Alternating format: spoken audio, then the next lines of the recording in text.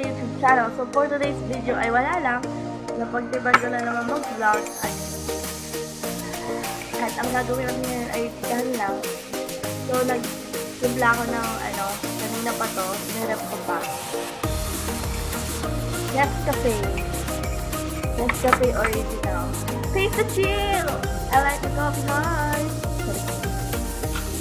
So, meron din akong ginawa at niluto. Tadaan!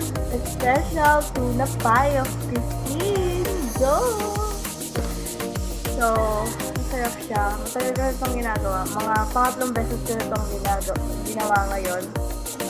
So, mamaya na ako magliligpit ng hulisan kasi mapagalitan tayo pag di natin niligpit yon.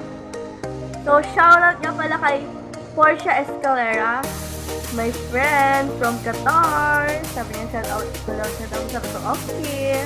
Sa next vlog ko. So, ito na kayo next vlog ko. Thank you guys. Yummy!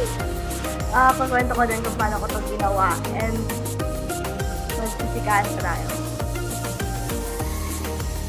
Nakita ko lang sa TikTok yung recipe na to kay Ate Aya.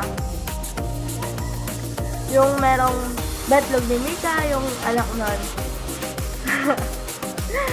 Yun lang naman. Nakita ko to sa kanya and super sarap sa dinay ko dahil may mga ingredients na dito sa bahay. So, ayun. Ginawa ko. Una kong ginawa is naghiwa ako ng sibuyas. Favorite ko yung sibuyas. Sa mga hindi nakakaalam, favorite ko talaga yung sibuyas. Kahit hilaw pa yun sa sausawan. Kahit, ginisa yung, sibuyas. Game ako dyan. Naghiwa ko ng sibuyas. Tapos, nilagay ko siya sa, Tupperware or kahit anumang coke ilagay nyo. Tapos, century tuna. Yung century tuna, i-drain nyo yun para mawala yung mga salsa nun. Kasi di natin kailangan yung salsa. Tapos, ilalagay mo siya dun sa Tupperware kung saan mo nilagay yung sibuyas. Tapos, lalagay mo siya ng mayonnaise. Asin, paminta, lalagay mo doon. Tapos, lalagay mo siya ng cheese. Yung ginamit kong cheese, hindi Eden. Kasi wala ako dito. Nakakapagod bumaba para kumuha sa grocery.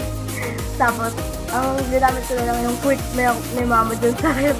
Nangin alam. Pero masarap pag quick milk ha. Ayun o yung cheese.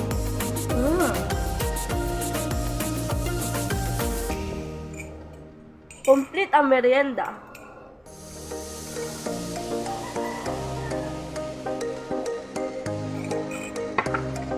Kung mapapansin nyo, naka-uniform pa ako kasi tinatapos ko yung oras ng classes. Hanggang 2:10 kami ngayon.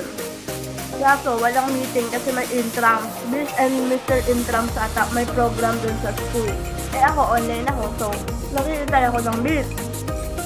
Naghihintay ako ng meeting. Tapos yun, walang meeting. So, klase natin today. Kahapon din. Ang aga pinawala yung meeting.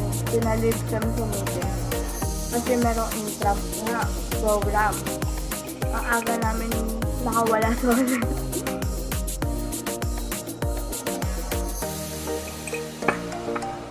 Actually, masarap siya.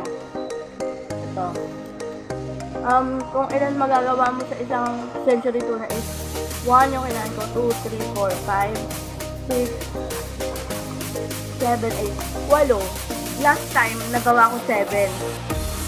Pero dahil ito lang ginamit mong century tuna, onti lang talaga magagawa mo. Kaya meron pang next time kasi isang buong slice bread yung binili ko. So, maybe next time gagawa ulit ako. I-demo ko lang. Sorry. So, ang kwento lang naman for today is wala masyado kasi wala namang masyadong ganap sa buhay ko. Ngayon ha. Kasi, wala akong ganap. Ang kulit nila yun. Ang ganap. So, this is just a short vlog, short video na magmamukbang. Kwentuhan. Wala kung anong ito title ko dito. Onting mukbang na may kwentuhan. So, nilang niya gawin, di ba, ng tuna pie. Talagang, tapos sabi pa ni Daddy nung stepfather ko, hindi daw masarap. Sabi naman ni Kuya nung gumawa ko nun, last time siya mga wow! What a nice compliment! Compliment. What a nice compliment. Uploading. Hindi talaga ako sanay mag-English, guys. If you ever see me or hear me to speak in English, it's like often. Ayun. For today's status is I'm having a crush to someone. One lang. Nung ipakwento ko lang. Ilan yung ay, hindi ko i-mention yun. Yung grade 1, grade 2, grade 3, grade 4, dalawa, grade 5, grade 6, wala. Yun yung mga crush ko. So, 6 yung crush ko nung elementary. Kada grade hindi yung sa isang lang, talagang 6, sa isang year. Grade 1, grade 2, grade 3, grade 4, grade 5, grade 5, dalawa. Okay. Ayun. Grade 5, grade 4 pala yung dalawa. Yung crush ko. So, ayun. Yun lang naman yung crush ko. So, wala na akong iba pang masabi at makwento. Yan, naririnig niyo yung anime background. So, yun lang naman for today's video. Thank you everyone for watching. It's just like simple kwentuhan lang. Really quick update in my life, in the day. So, that's all. Thank you for watching.